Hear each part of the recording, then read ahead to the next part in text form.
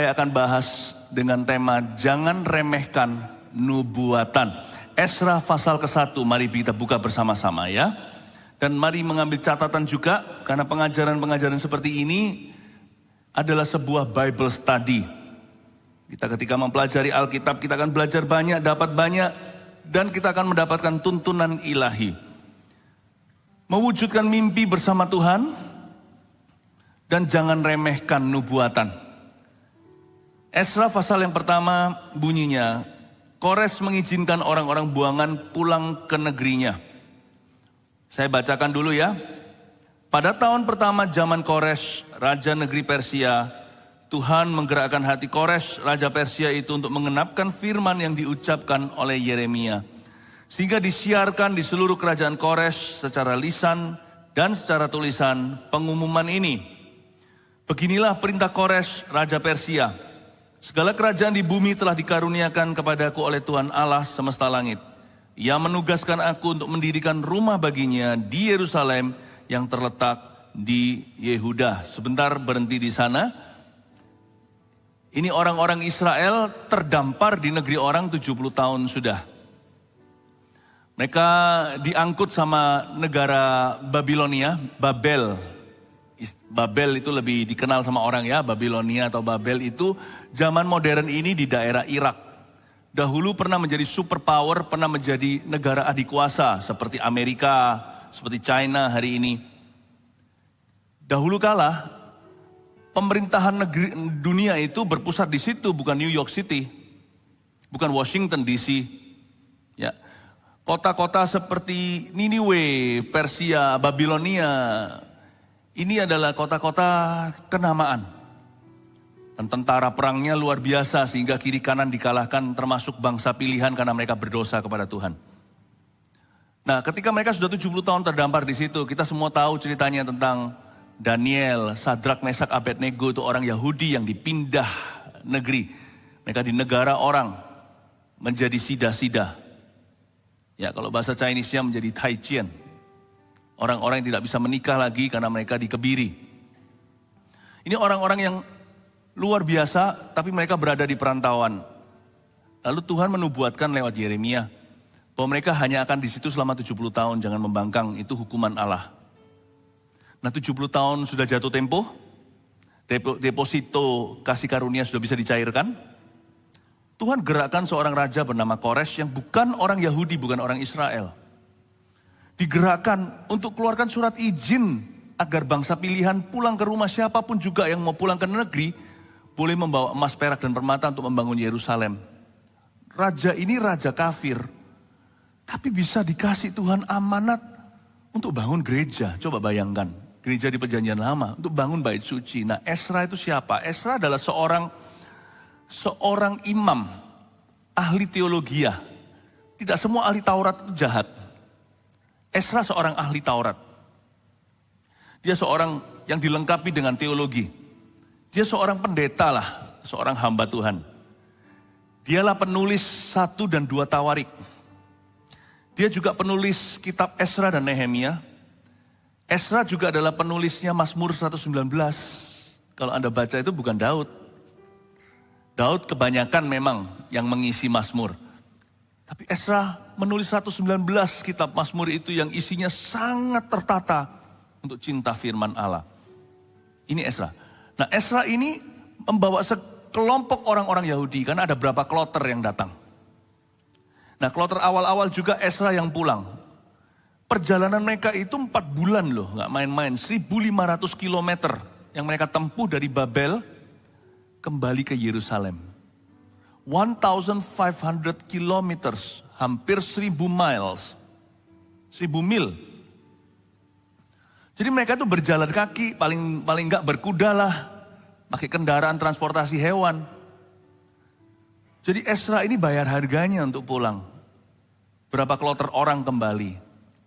Nah nanti di ibadah berikutnya saya akan jelaskan orang-orang yang kembali siapa aja. Nanti ada juga namanya yang bagus, nama yang jelek, namanya yang lucu. Ternyata kalau saya selidiki tipe-tipe orang yang pulang, Tuhan tuh pakai semua orang ya, asal dia itu mau. Betul-betul Allah kita itu mencari orang yang willing. Orang yang available, bukan orang yang mampu. Bukan orang yang hanya ngaku-ngaku atau janji palsu. Orang-orang yang melangkah itu yang diurapi oleh Allah.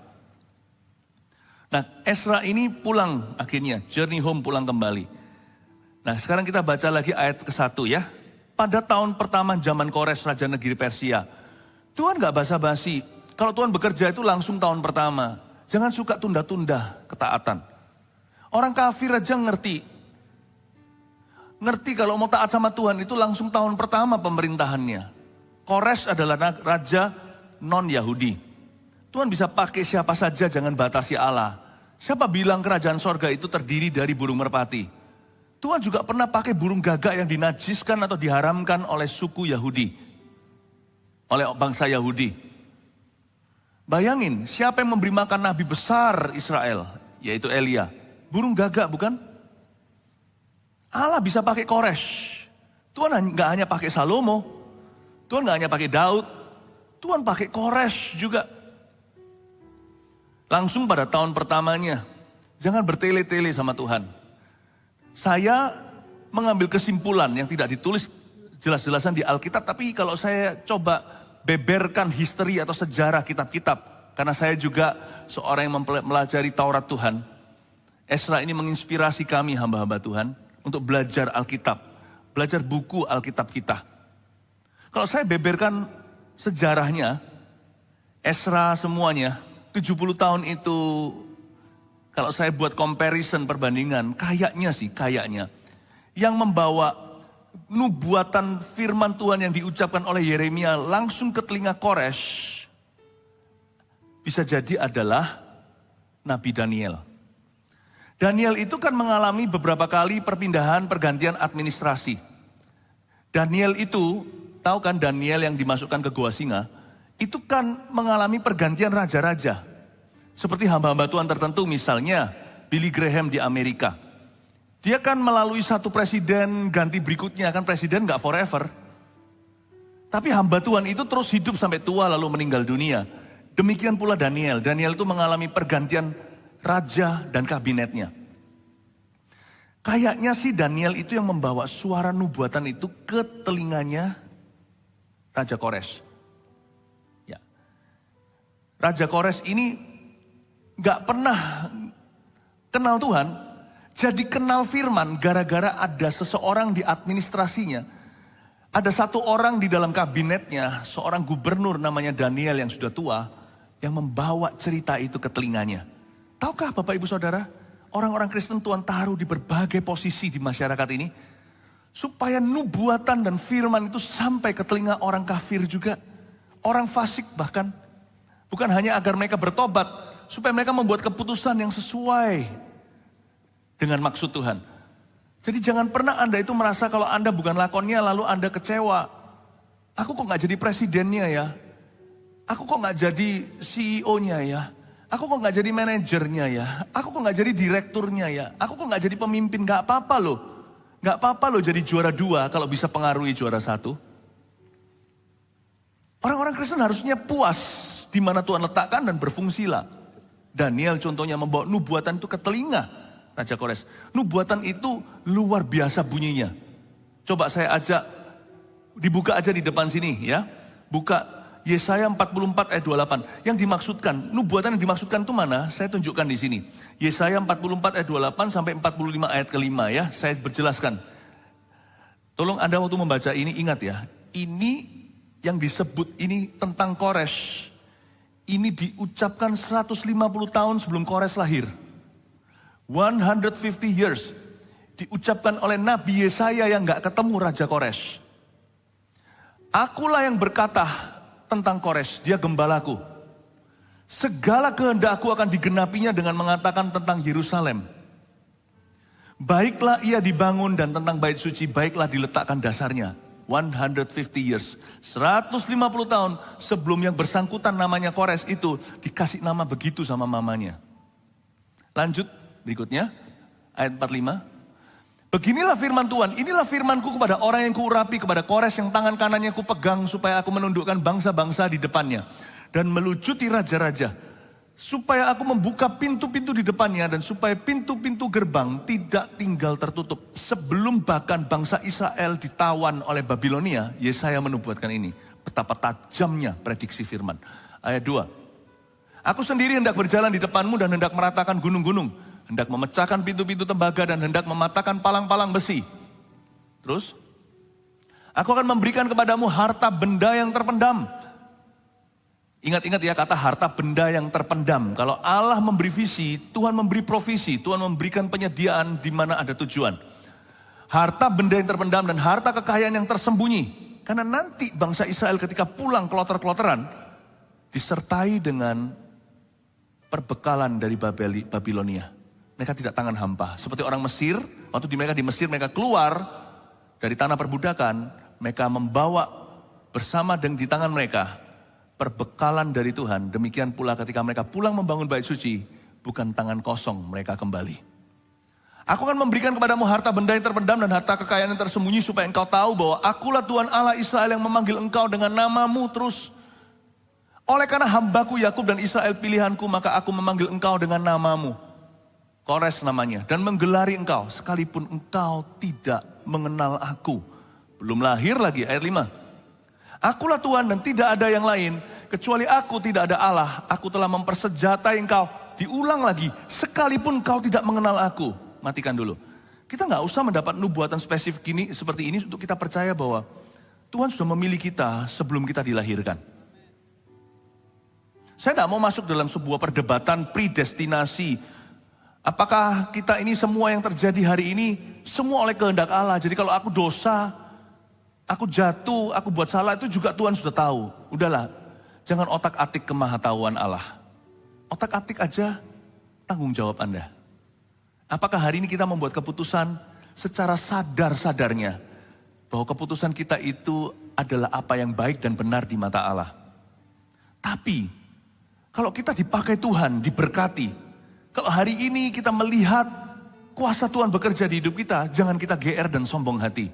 Kita mengira itu karena usaha kita, karena kita layak menerimanya. Ingatlah bahwa Anda dan saya itu telah dipilih sebelum dunia dijadikan. Kalau bicara soal berkat dan glory atau kemuliaan, lemparkan ke Tuhan. Kalau bicara tentang tanggung jawab, jangan lemparkan ke Allah. Tarik pada dirimu sendiri. Udah gak usah otak-atik maha tahu. Cukup aja Anda otak-atik apa yang harusnya Anda dan saya ketahui. Apa yang menjadi responsibility atau tanggung jawab kita secara pribadi. Tapi saya yakin loh, kita semua itu dalam nubuatan Allah. Sekalipun mungkin nama kita gak disebut seperti saya, Philip Mantova, atau Anda namanya siapa. Tapi di dalam Alkitab tertulis tentang kita, bahwa kita diselamatkan hari ini. Bahwa hari ini kita dipakainya, kita hari ini ke gereja. Bukankah Tuhan Yesus sendiri berkata, Injil akan sampai ke seluruh bumi. Waktu Tuhan mengatakan itu, Tuhan ada di Yerusalem, Injil sampai ke Indonesia.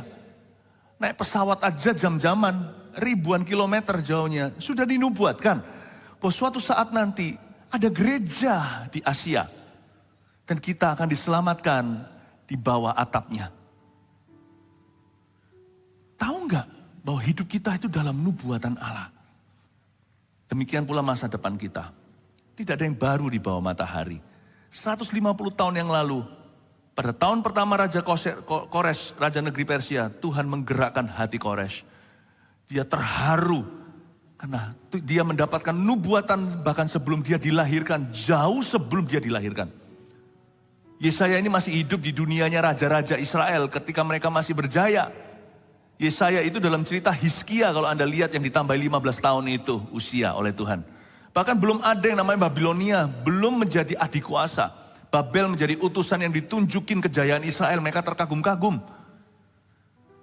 Yesaya tinggal di zaman ketika belum ada hint, belum ada bocoran bahwa nanti akan begini kejadiannya dalam sejarah dunia.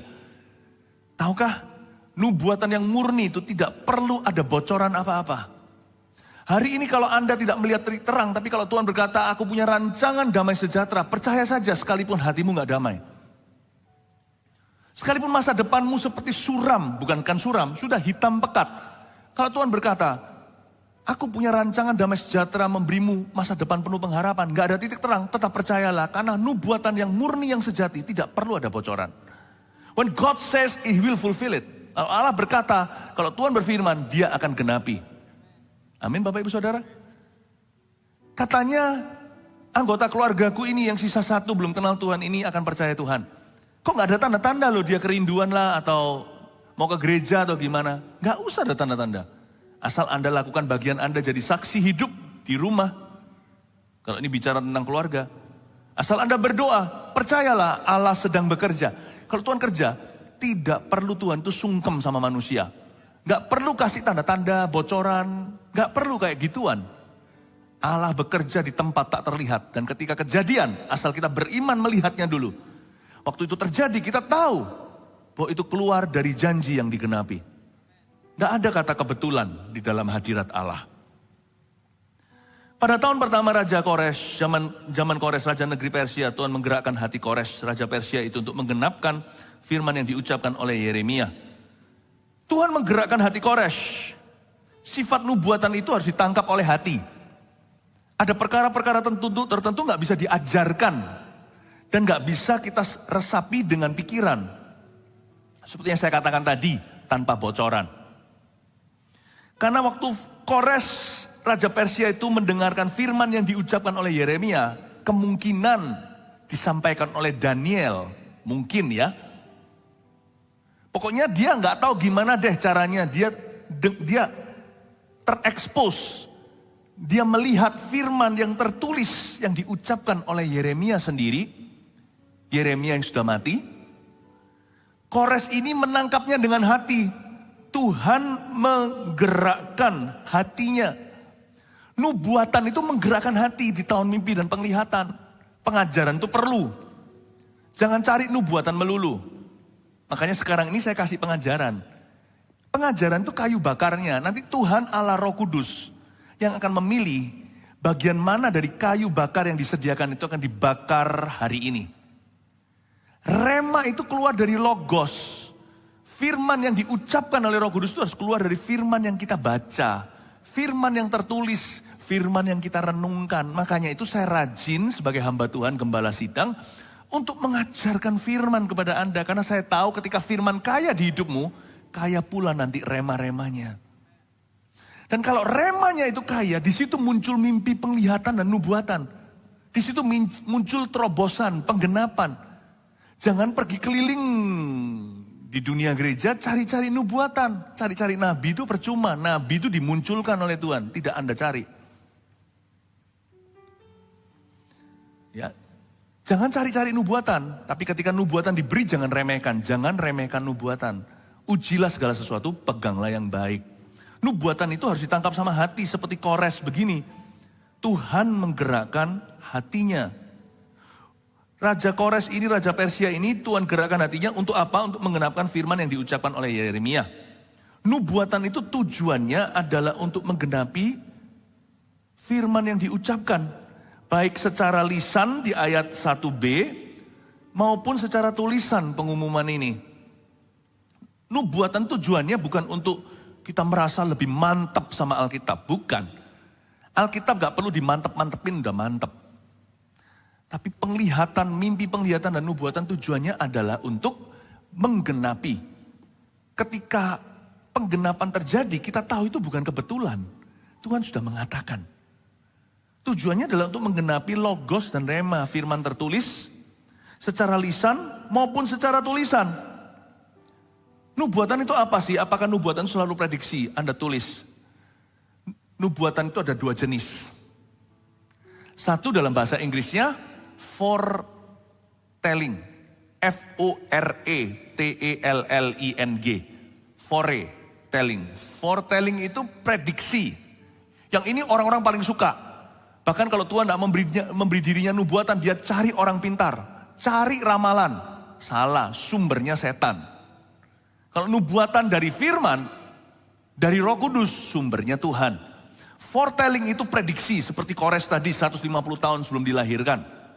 Tuhan bisa nggak kasih prediksi kepada Anda? Bisa, berkali-kali terbukti dalam sejarah gereja, bahkan di dalam kegerakan rohani gereja ini, bolak-balik berkali-kali terjadi interaksi profetik. Baik itu secara spesifik, satu persatu, atau secara luas, Tuhan menggenapi apa yang telah Tuhan katakan jauh hari sebelumnya. Visi-visi yang gak masuk akal itu kita lewati loh. Saya gak bisa cerita satu persatu, terlalu banyak. Hikmat marifat yang sudah Tuhan nyatakan lewat ministry kita bersama. Tapi nubuatan bukan hanya foretelling, tapi juga forthtelling, Forthtelling. Satu kata. Forthtelling itu gak memprediksi apa-apa, tetapi lebih ceritanya menyampaikan isi hati Allah. Ini bukan khotbah biasa, bukan pengajaran, tapi forthtelling itu seperti merasa sesuatu, gak tentu memprediksi apa-apa, tapi memberitahu kepada orang ini, orang tertentu, Tuhan sedang berduka. Gak tentu ngomong sesuatu, tapi menceritakan situasi terkini yang Allah rasakan di dalam hatinya. Bisa atas sebuah gereja, bisa atas seorang individu. Foretelling gak tentu sesuatu, kadang-kadang memberikan sebuah ayat tepat waktu. Ayat itu kena dan menjawab pergumulan seseorang. Atau misalnya tiba-tiba telepon saudaranya. Saya kok digerakkan telepon Anda ya. Saya mau doakan. Kaget dia, saya sedang dalam pergumulan. Saya minta Tuhan kirim seseorang untuk doakan. Gak tentu ada nubuatan, demikian firman Tuhan. Tapi inti dari nubuatan itu selalu untuk menggenapkan firman yang diucapkan oleh Yeremia. Atau yang diucapkan oleh firman Allah di kitab Kejadian sampai Wahyu, sehingga disiarkan di seluruh kerajaan Kores secara lisan dan tulisan pengumuman ini. Selalu itu. Ayat 2, beginilah perintah Kores Raja Persia. Segala kerajaan di bumi telah dikaruniakan kepadaku oleh Tuhan Allah semesta langit. Ia menugaskan aku, garis bawah itu. Ia menugaskan aku untuk mendirikan rumah baginya di Yerusalem yang terletak di Yehuda. Siapa di antara kamu termasuk umatnya, Allahnya menyertainya. Biarlah ia berangkat pulang ke Yerusalem yang terletak di Yehuda dan mendirikan rumah Tuhan Allah Israel, yakni Allah yang diam di Yerusalem. Raja Kores digerakkan oleh Roh Kudus, suruh bangsa Israel pulang. Dia memberikan sayembara atau pengumuman di seluruh kerajaannya yang luas. Dia berkata, siapa orang-orang Yahudi yang ingin kembali, I support you. Bahkan nanti ada ceritanya didukung dari perbendaharaan raja loh. Kerajaan itu keluar uang untuk dukung mereka. Ini orang fasik, orang kafir. Siapa di antara kamu termasuk umatnya Allah yang menyertainya? Ayo go home, pulang. Bangun bait suci. Ezra itu ahli Taurat, dia itu seorang pendeta. Dia kembali ke Yerusalem. Yang pertama dibangun bukan temboknya, itu Nehemia. Yang dibangun oleh Ezra pertama-tama adalah sistem worshipnya. Betapa luar biasa ya. Yang harus Anda bangun tuh harusnya mesbah dulu. Mesbah doamu. Sebelum Anda membangun karir dan segala sesuatu. Dan setiap orang yang tertinggal dimanapun ia adalah sebagai pendatang. Ayat 4. Harus disokong oleh penduduk setempat dengan perak dan emas, harta benda dan ternak. Di samping persembahan sukarela bagi rumah Allah yang ada di Yerusalem. Ezra itu pulang membawa satu amanah dari Tuhan dan dari Raja untuk membangun kembali bait suci yang sudah runtuh. Kalau Anda lihat lagi di ayat 2 dikatakan bahwa Raja Kores berkata begini. Segala kerajaan di bumi sudah dikaruniakan oleh Tuhan kepadaku. Ia menugaskan aku untuk mendirikan rumah baginya. Seperti yang Anda garis bawahi tadi. Ia menugaskan saya. Ujung-ujung nubuatan adalah tugas. Kesalahan banyak orang adalah cari nubuatan to feel good. Untuk rasa mantap, salah. Jangan cari nubuatan kalau Anda tidak siap untuk taat. Banyak nabi-nabi palsu, kalau nggak hati-hati di zaman ini mengatasnamakan Tuhan. Bernubuat adalah untuk memanipulasi. No. Nubuatan itu ujungnya selalu pada langkah-langkah ketaatan. Pada firman Tuhan. Balik-baliknya ya kembali ke Alkitab. Jadi kalau saya menubuatkan sesuatu hikmat marifat, saya berdoa untuk Anda, saya dapat sesuatu ilham dari Tuhan. Percayalah. Akhir dari tujuan daripada saya memberikan nubuatan itu jikalau saya digerakkan oleh Tuhan dan Anda harus menguji segala sesuatu, jangan remehkan. Kalau dapat nubuatan itu jangan remehkan, pegang yang baik. setelah Anda mengujinya. Pegang yang baik itu artinya pasti ada PR dari Tuhan. Orang dapat nubuatan itu pasti dikasih PR sama Tuhan. Karena tujuan nubuatan bukan feel good, to feel good atau untuk merasa mantap, merasa lebih gimana atau lebih rohani. Wah, demikian firman Tuhan lalu meremehkan orang lain. Nabi yang bernubuat, setelah bernubuat tanggalkan jubah nubuatanmu, kembali jadi saudara seiman. Gak boleh sok-sok gaya-gaya. Merasa lebih rohani dari, gak apa-apa. Merasa lebih rohani daripada yang lainnya. Gak boleh itu. Karena nubuatan itu dari Tuhan, bukan dari manusia. Kalau memang aslinya yang sejati itu nubuatan Allah. Yang dinubuatkan juga gak usah merasa, loh aku dinubuatkan aku lebih rohani, aku lebih dicinta. Enggak, berarti PR-mu lebih besar. Orang sebelahnya gak dapat nubuatan gak usah, loh aku kok gak dapat nubuatan. Tenang aja, giliranmu akan tiba. Nanti kalau datang jangan menyesal loh ya. Karena Tuhan pasti memberimu PR. PR itu pengorbanan, ketaatan, salib. Jangan remehkan nubuatan. Tapi juga jangan salah motivasinya. Haleluya. Anda belajar sesuatu? Pagi-pagi langsung saya kasih makanan yang keras. Makanan keras itu bukan dibentak-bentak atau marah-marah. Makanan keras itu berisi. Saya harap Anda mikir, saya harap waktu Anda tadi bangun tidur, udah betul-betul bangun dan sadar. Kalau enggak saya kasih Anda langsung, siapa bilang ibadah satu itu pemanasan? Dalam hadirat Allah tak ada pemanasan. Tak ada warm up. Kita masuk langsung kita belajar sesuatu. Saya harap jemaat semakin bertumbuh. Esra pasal 1, coba bayangkan sepanjang hari nanti Esra pasal 2, 3, 4, 5. Tuhan akan membawa kita pada kedalaman. Saya dorong Anda untuk mengikuti semuanya ya. Supaya Anda bisa belajar banyak. Kita lanjutkan sekarang di ayat yang kelima. Maka berkemaslah kepala-kepala kaum keluarga orang Yehuda dan orang Benyamin serta para imam dan orang Lewi. Yakni setiap orang yang hatinya digerakkan Allah untuk berangkat pulang dan mendirikan rumah Tuhan yang ada di Yerusalem. Dan segala orang di sekeliling mereka membantu mereka dengan barang-barang perak, dengan emas, harta benda dan ternak, dan dengan pemberian yang indah-indah, selain dari segala sesuatu yang dipersembahkan dengan sukarela. Wah, mulai ini, action, mulai beraksi. Siapa dulu? Maka berkemaslah kepala-kepala kaum keluarga. Bapak ibu saudara, yang harus bergerak untuk menggenapi nubuatan itu harus pertama-tama kepala-kepala kaum keluarga. Memanggil ayah-ayah, suami-suami dulu yang sudah menikah.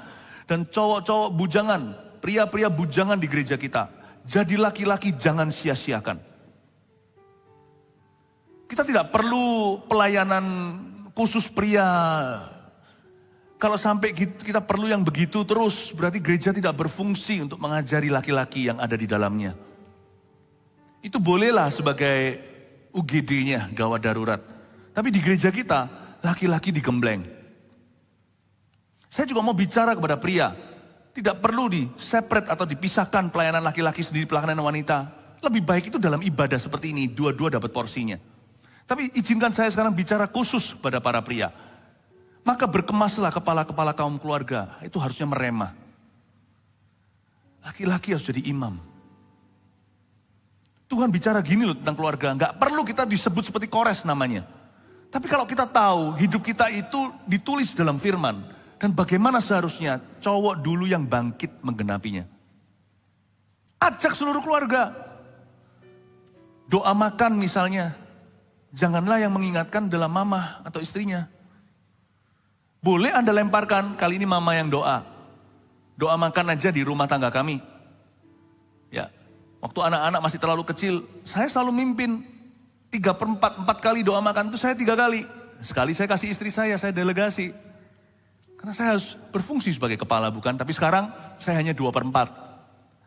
2 kali saya doa, kalau 4 kali makan, dalam 4 kali makan 2 kali saya doa, saya kasih istri saya sekali, saya kasih anak saya giliran. Sekarang lebih enteng, 1/4 anak-anak saya satu-satu sudah menjadi ketua CG, apalah. Ya, sekarang saya 1 kali, istri saya 1 kali, anak saya bergiliran. Kadang-kadang saya pun gak dapat giliran. Tapi tetap saya yang delegasikan, saya menentukan siapa yang doa hari ini. Saya gak jadi jago kandang sebagai pendeta hanya bisa di atas panggung saja. Di rumah saya berfungsi dulu, makanya saya bisa berfungsi di sini. Kalau kita gak bisa berfungsi sebagai hamba Tuhan di rumah, jangan berfungsi di atas panggung. di atas mimbar, jangan. Rumah sendiri gak bisa diatur, gimana atur rumah Allah. Tapi sebaliknya, gak harus jadi pendeta. Anda bisa duduk sekarang di sini, mendengarkan firman. Tapi kalau Anda adalah pria atau laki-laki, you know you are the leader in the house. Di rumah itu, at home, di rumah Anda lah imam. Berkemas untuk taat, kepala-kepala kaum keluarga orang Yehuda. Saya kasih contoh doa makan, lebih dari itu sebenarnya dalam segala keputusan. Man up. God is with you. Allah beserta. Tapi Pastor Philip, saya merasa kurang cukup. Saya merasa kurang dewasa, saya merasa kurang rohani, pengetahuan Alkitab saya masih minim. Gak apa-apa. Tetap ingat, Tuhan sudah mengurapimu. Tuhan yang mampukan sambil Anda pelan-pelan bertumbuh. Amin Bapak Ibu, amin Bapak-Bapak. Bukan Bapak Ibu ini, Bapak-Bapak. Berkemaslah kepala-kepala kaum keluarga. Nah pertanyaan saya adalah, kepala-kepala kaum keluarga orang Yehuda dan orang Benyamin, serta para imam dan orang Lewi. Imam Lewi semuanya, setiap orang yang hatinya digerakkan Allah untuk berangkat pulang mendirikan rumah Tuhan yang ada di Yerusalem. Apakah orang-orang ini pasti kalau itu kehendak Allah? Sekarang sudah kejadian, kita hanya menoleh di history atau sejarah. Tapi waktu ini kejadian, apakah mereka pasti atau enggak? Gini loh, sifat nubuatan itu tetap gimana pun juga, sespesifik apapun juga. Tetap yang namanya nubuatan itu melihat wajah kita samar-samar di cermin atau kaca. Kita tetap ada ruang untuk mendengar bahkan error dalam belajar. Asal errornya jangan begini, aku dapat nubuatan, istri orang itu harus jadi istriku.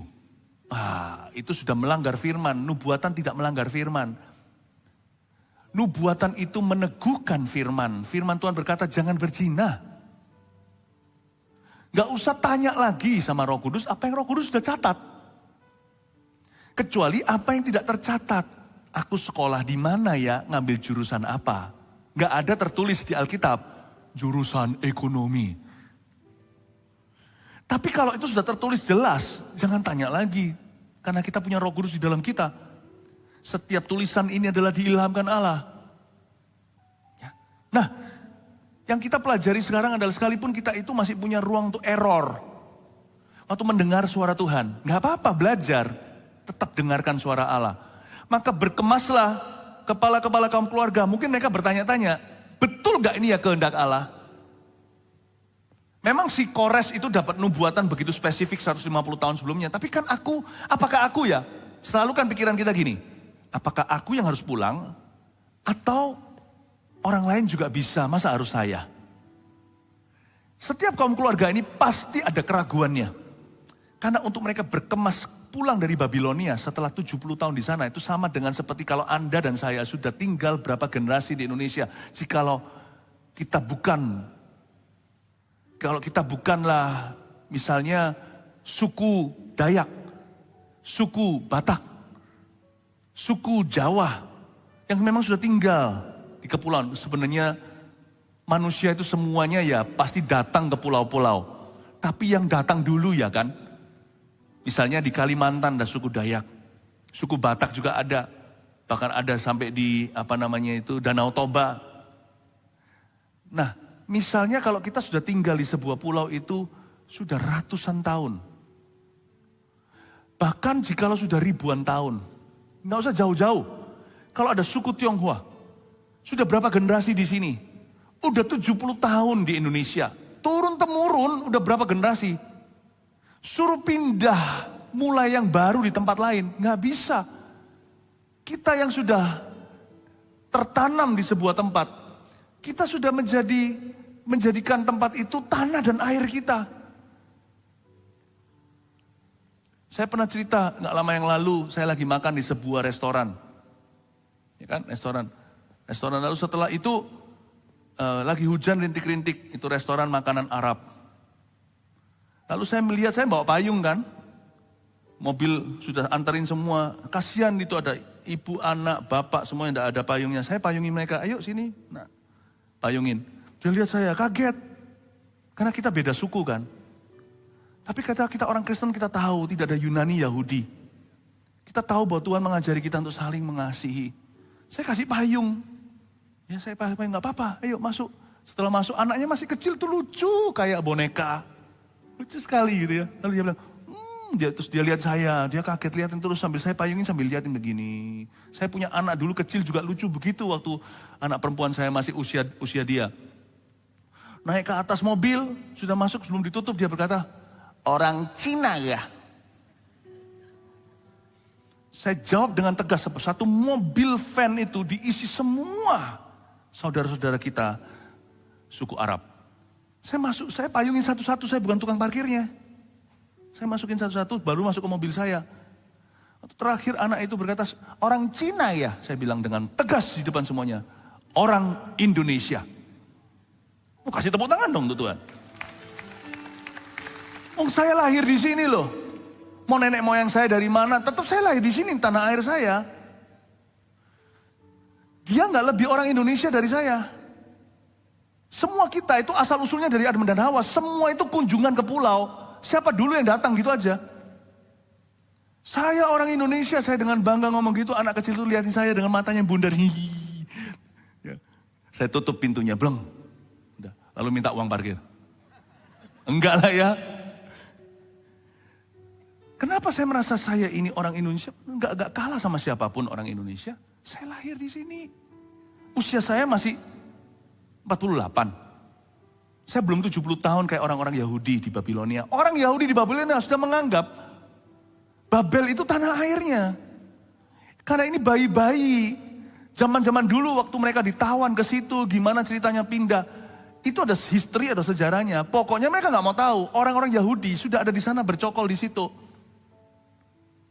Tahukah orang Yahudi di Amerika itu yang menciptakan Wall Street? Pusat keuangan dunia. Mereka memang encer-encer sininya. Pendatang tapi mereka itu luar biasa berhasilnya. Karena mereka ulet, karena mereka itu rajin, karena mereka tekun, karena mereka turunkan tradisinya generasi ke generasi. Nggak males papa-papanya. Nah untuk dia disuruh berkemas dan pindah, that's a lot of work. Gak gampang loh ya. Misalnya Anda sudah lahir di Surabaya, sudah bercokol segala sesuatu sistemnya, udah rumah di sini, kerja di sini, anak-anak sekolah di sini, tiba-tiba tak suruh pindah Bandung mau nggak? Hanya karena ada nubuatan berkata, pergilah ke Bandung, Tuhan mau memakaimu di situ. Gak gampang kan? Apalagi ini pindah luar negeri 1.500 km jauhnya.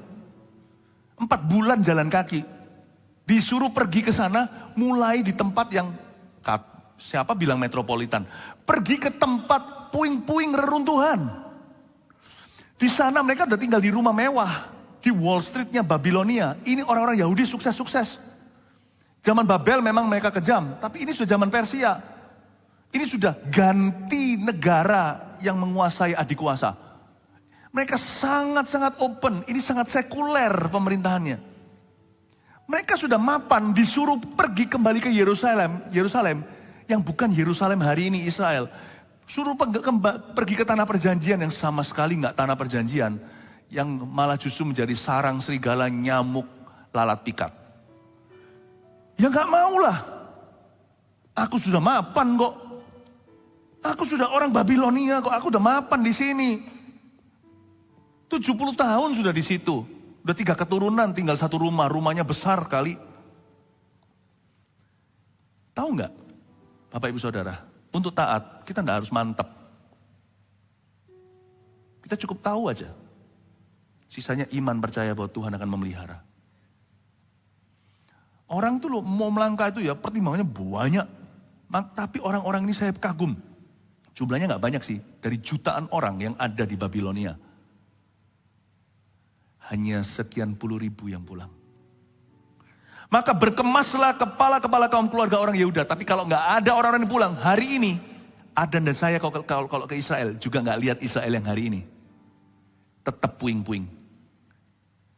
Semua itu selalu ada pionernya, selalu ada orang-orang yang pertama melangkah. Apakah orang-orang yang melangkah pertama ditumbalkan itu mereka selalu mantap? Nggak tentu. Hanya mereka belajar percaya. Ada dan saya sebagai kepala-kepala kaum keluarga ini yang berkemas. Saya tanya di ayat 5. Apakah mereka itu mantap langkahnya? Apakah mereka itu tahu pasti ini kehendak Tuhan? Mereka hanya baca satu suratnya Yeremia, mereka melangkah. Dan ini orang-orang dengan berkorban. Karena mereka orang-orang yang sukses. Saya buktikan mereka sukses. Mereka sampai ke Yerusalem, mereka bisa bangun ini dan itu. Ini orang-orang pinter. Ini bukan orang-orang yang drop out. Ini bukan orang-orang yang tidak mampu, tidak sanggup. Ini orang-orang yang punya keahlian. Mereka skill workers. Mereka adalah pekerja-pekerja yang punya skill atau kemampuan. Mereka pulang karena ingin mendirikan rumah Tuhan. Bapak Ibu Saudara, untuk taat tidak perlu mendengar suara Tuhan audible. Demikian firman Tuhan. Asal hatimu damai dan tahu apa yang jadi kehendak Allahmu, melangkahlah, jangan takut salah. Ada ruang untuk error, tapi mereka berkata, saya serahkan ke tangan Tuhan. Asal saya berusaha. Dalam hidup ini, Anda tidak tentu bisa melihat hasil akhirnya. Tapi melangkah dulu dan percaya pada Tuhan hasil akhirnya. Gak usah mantap-mantap gimana. Hatinya digerakkan Allah. Ada damai sejahtera. Dia pulang mendirikan rumah Tuhan yang ada di Yerusalem. Dan segala orang di sekeliling mereka membantu mereka dengan barang, perak, dengan emas, harta benda, ternak, dengan pemberian yang indah-indah. Bapak Ibu Saudara, hari ini dalam mewujudkan mimpi kita. Kalau Tuhan memberikan kepada kita sebuah dorongan dalam hati kita untuk mentaati sesuatu dari firman, melangkahlah dengan pasti, sekalipun tidak pasti. Amin Bapak Ibu Saudara. Ya. Dan juga saya dorong Anda belajar seperti orang-orang ini. Apapun mimpi mereka, mereka pasti punya cita-cita, tapi mereka mengutamakan visi Tuhan atas hidup mereka.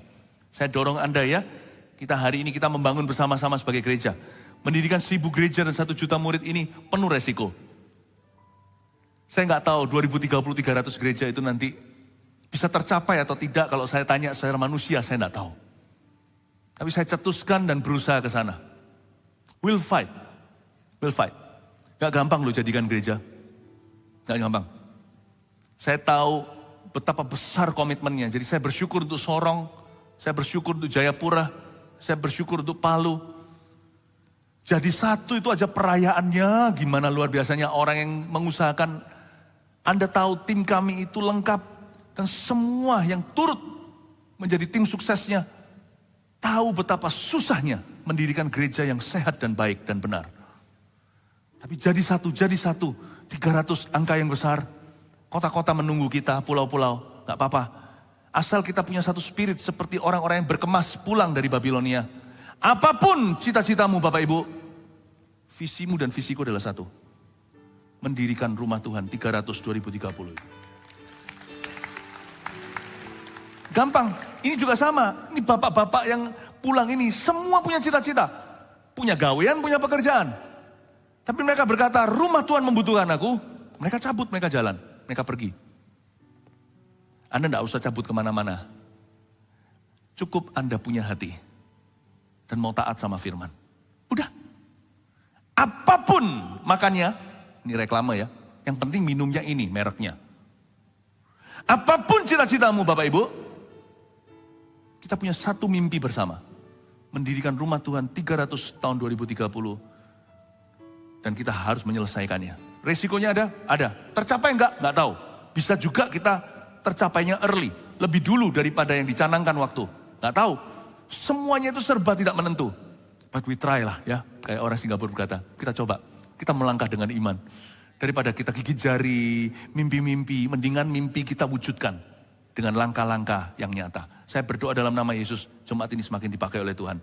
Pekerjaanmu juga akan diberkati untuk bisa mewujudkan mimpi Kristus atas dunia ini. Haleluya. Ayat 7. Pula Raja Kores menyuruh mengeluarkan perlengkapan rumah Tuhan yang telah diangkut Nebukadnezar dari Yerusalem dan yang ditaruhnya di dalam kuil Allahnya. Wait. Ternyata masih ada toh. 70 tahun ternyata nggak sirna. Itu loh perlengkapan rumah Tuhan yang diangkut Nebukadnezar dari Yerusalem. Itu kan zaman perang. Itu kan penjarahan. Loh saya kira sudah hilang lenyap. Pernahkah Anda merasa berkatmu sudah lenyap? Pernah Anda merasa sesuatu itu sudah hilang dari hidupmu? Kayaknya dihantam musuh. Ditaruhnya di dalam kuilannya, ternyata masih ada, itulah harta terpendam. Kalau kita mau jalan sama Tuhan ya, Anda akan terkejut. Apa yang Anda kira sudah hilang, ternyata disimpan oleh Tuhan. Dipulihkan tepat waktunya jikalau Anda dan saya berani percaya dan melangkah dengan iman. Harta tersembunyi itu ada. Tawanan pahlawan pun bisa dilepaskan. Jarahan orang kuat pun bisa direbut kembali. Ayat 7 ini kita baca sambil lalu. Padahal kalau kita pikirkan ini 70 tahun yang lalu. Harusnya orang-orang Israel yang zaman ini, Ezra dan kaumnya, garuk-garuk kepala. Loh, ternyata masih ada. Aku kira semua sudah sirna, dijarah. Pernah sekali zaman-zaman dulu waktu lagi perang terorisme masuk ke berita. Di Irak itu kan kasihan. Itu ada bagus-bagusnya dari batu-batu apa segalanya. Itu adalah benda-benda bersejarah yang bisa dimuseumkan. Dihancurkan oleh Al-Qaeda atau ISIS gitu. Yang dipukul-pukul, dipalu-palu itu, aduh, itu kan sejarah gak bisa diulang. Itu kan zaman-zaman kerajaan. Dirusak semuanya. Hati lihat gitu, udah habis sudah. Zero chance di tangan. Ini juga Nebukadnezar itu jahat. Itu orang-orang itu dibawa ke negerinya. Itu pakai ini loh, pakai hook. Seperti orang mancing itu, hidungnya ditusuk. Gini loh ditariknya. Ini ditarik orang itu ribuan sama kuda begini. Gak berdarah-darah tuh hidungnya. Jahatnya kayak gitu. Mana mungkin artikel-artikel itu bisa kembali. Gak mungkin mereka tuh eman-eman, sayang-sayang. Hancur semua benda-benda seni itu. Ini benda-benda bait suci. Di tangannya Nebukadnezar. Ternyata Tuhan itu bisa memelihara sesuatu yang dicuri musuh. Di tangan musuh. Ajaibnya Tuhan kita. Anda kira bahwa kesempatan Anda adalah lenyap. Di tangan setan.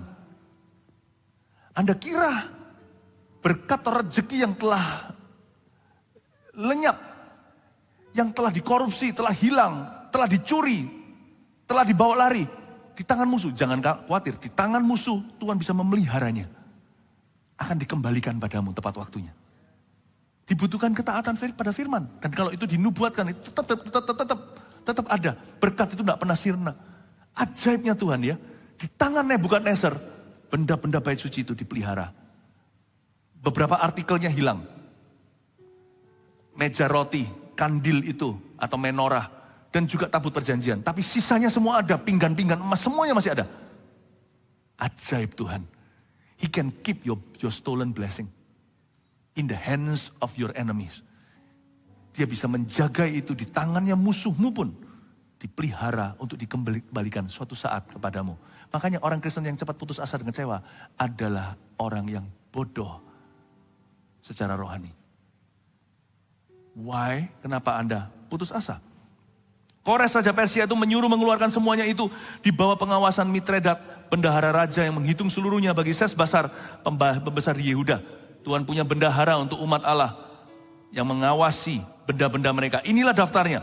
30 bokor emas, 1000 bokor perak, 29 pisau, 30 piala emas, pula 410 piala perak, 1000 buah barang-barang lain. Coba lihat ya, inventarisnya. Barang-barang emas dan perak itu seluruhnya berjumlah 5.400. Kecuali artikel yang hilang yang saya sebutkan tadi. Semua ada. Semuanya itu dibawa oleh Sesbasar.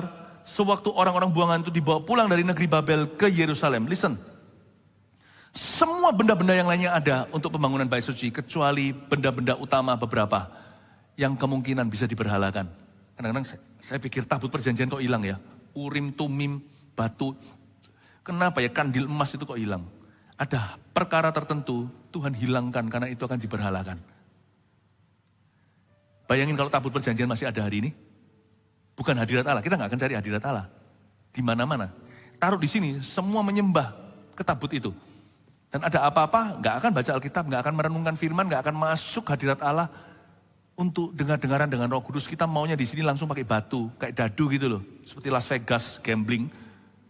Nomor 6, 7, iya atau tidak. Semua orang mau tanyanya pada Urim dan Tumim. 2 batu untuk menanyakan petunjuk Allah di perjanjian lama. Karena belum ada Roh Kudus dicurahkan ke semua manusia. Saya kira tabut itu lebih baik hilang. Bapak Ibu Saudara, berkat yang kau sangka hilang kalau memang itu hilang. Memang dihilangkan dengan tujuan supaya Anda jangan berhalakan berkat itu. Sadarkan Anda jangan ngeluh sama Tuhan. Kenapa ini kok gak kembali? Kenapa ini kok kau ambil daripada aku? Udahlah serahkan ke Tuhan. Tuhan yang tahu seluk beluknya. Kita seringkali dengar waktu kecil mama paling tahu ukuran ususmu berapa jari itu. Tuhan lebih tahu. Tuhan tahu spare part kita. Tuhan tahu saya itu mudah salah di mana. Demikian pula Anda. Kalau itu hilang, Tuhan hilangkan dengan tujuan supaya tidak Anda berhalakan. Kalau itu masih tersisa, memang itu berguna untuk rencana Allah berikutnya dalam hidupmu. Allah pasti akan kembalikan. Amin. Inilah daftarnya, bla bla bla dituliskan semuanya, yang hilang maupun yang masih ada di sana. Dan dikatakan di sini, semua barang itu dibawa pulang dari negeri Babel ke Yerusalem. Kata-kata ini merema di saya. Dari Babel ke Yerusalem, dari Babel ke Yerusalem. Saya bernubuat di dalam nama Yesus. Ini juga nubuatan Allah. Sekalipun sifatnya umum atau tidak spesifik. Dari Babel ke Yerusalemmu akan terjadi tahun ini. Yaitu Anda akan membangun kembali dari mimpi buruk ke mimpi baru bersama dengan Kristus. Allah akan mewujudkannya bersama dengan Anda. Haleluya, berikan tepuk tangan bagi Tuhan. Haleluya. Sebab Engkau Tuhan yang Maha Tahu. Mari kita bangkit berdiri dan beri mimpi dan penglihatan